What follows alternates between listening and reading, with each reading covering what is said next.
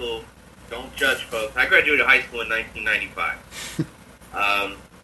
I am quite fond of the Americus, Georgia area. It's pretty good hunting territory up there. It's actually quite pretty up there.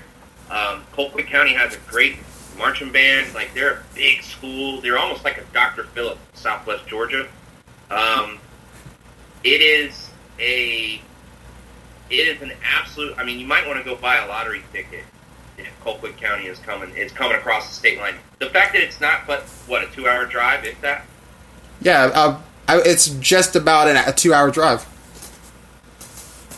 So yeah, that's big time, because getting Colquitt County out of Georgia is kind of like taking the invisible cloak off of Harry Potter. Like now you've got Colquitt County where you want them, but you still got to execute. Because keep in mind, Colquitt will bring the funk.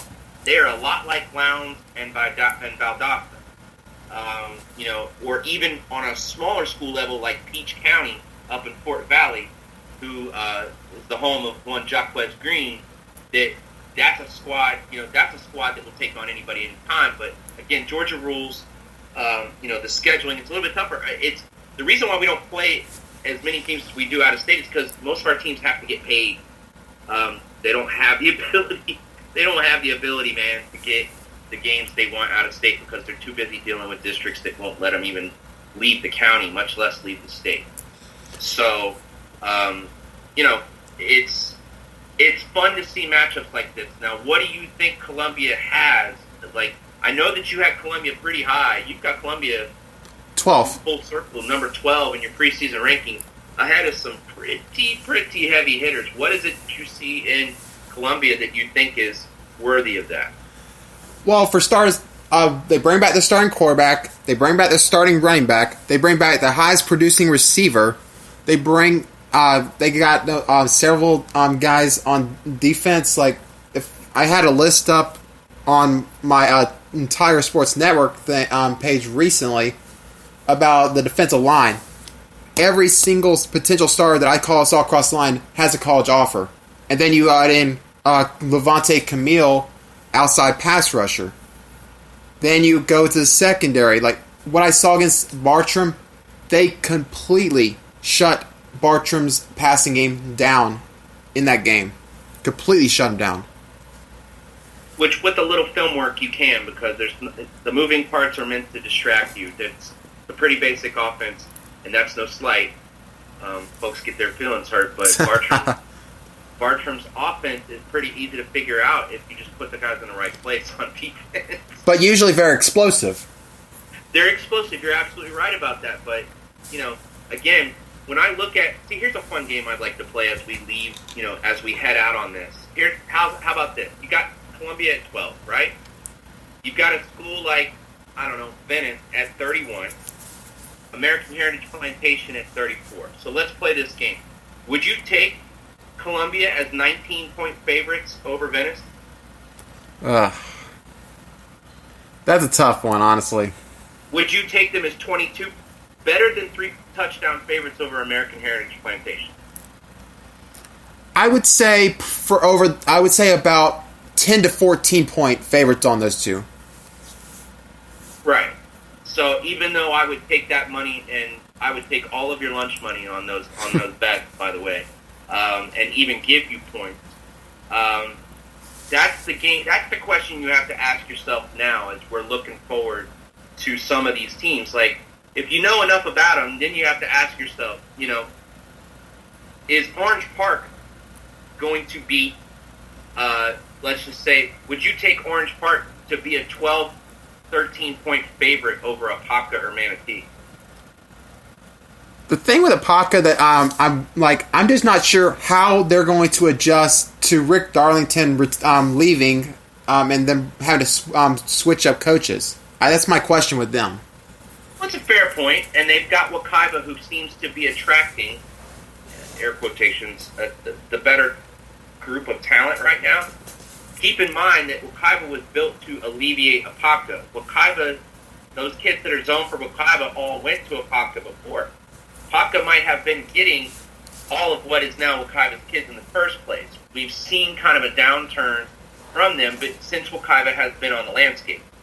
But you put a Manatee, you got Yusuf Shakir and Jacquez Green at the helm at Manatee now, even though they're in a much different district. I challenge you to look at Venice's schedule for next week and I want your reaction live on the air when we see it. So you think that we've talked about 2 big schedules already? Look at what Venice has put together, and then I would say, pay attention, because if American Heritage Plantation and a school like even Deerfield Beach, here I see it as top 8. Deerfield Beach and American Heritage Plantation are going up to Washington, D.C. August 30th and 31st, Labor Day weekend. Plantation is going to play Gonzaga, and Deerfield's going to play St. John's College Prep. If Plantation defeats Gonzaga, who is a top 5 team in the nation, then this whole thing, that gets thrown into all kinds of disorder. So, now you got to reset the clock on all kinds of stuff. But I agree. I'm working on a little tangent, but I certainly think we should play the game. Do you think X is point value related to spots, separated in the rankings? I think it's a fun game to play because it also gets us asking the questions and sorting it out through process of elimination. I think it's a fun exercise mentally. I agree, and like that. That's something we should probably push more of these teams onto the our next podcast. Before we get close to wrapping up, I was going to quickly address the that we will have to talk more about the IMG Columbia game falling through, which beforehand was actually going to be very interesting to see. IMG was potentially scheduled to come up to play Lake City, which is another thing we don't see often, because IMG 2 years in a row played Miami Northwestern home. They never gave travel down to Traz Powell, and this was going to be the second matchup. IMG was going to be coming to Lake City before it fell through.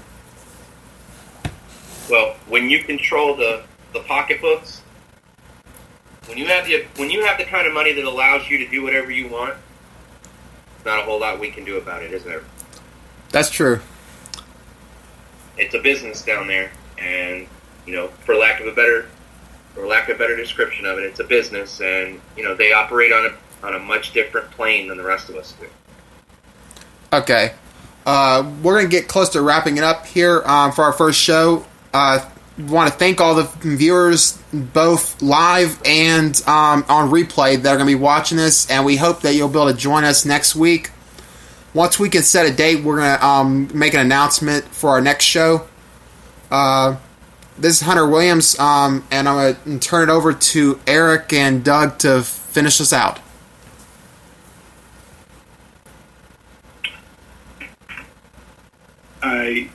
Thank you everyone for your time. We'll be trying to hit this up on a weekly basis just to give you a little bit more from Florida high school football, because there's never too much that can be said. We have a great state. We have a great brand of football, so we just want to bring you a little bit something extra. And just piggyback off that, we hope everybody has enjoyed this first episode, and we hope that everybody got through first week at camp, healthy, and everybody stay hydrated, stay out of the thunder and lightning, and hopefully everybody got some official scrimmages coming up next week, so we got live football in front of us in the not-so-distant future, and looking forward to a fun season, and looking forward to the next episode. Oh, and by the way, next week, there's an elephant in the room that we must discuss, and that's the changing of the state championship from Orlando to Daytona/Gene Cox. Yeah, we'll definitely hit on that topic next week. All right, everyone. With that said, we want to say so long and goodbye, everybody, and we hope you enjoy the rest of your weekend, and we'll see you on the flip side. All right, signing off here from 792.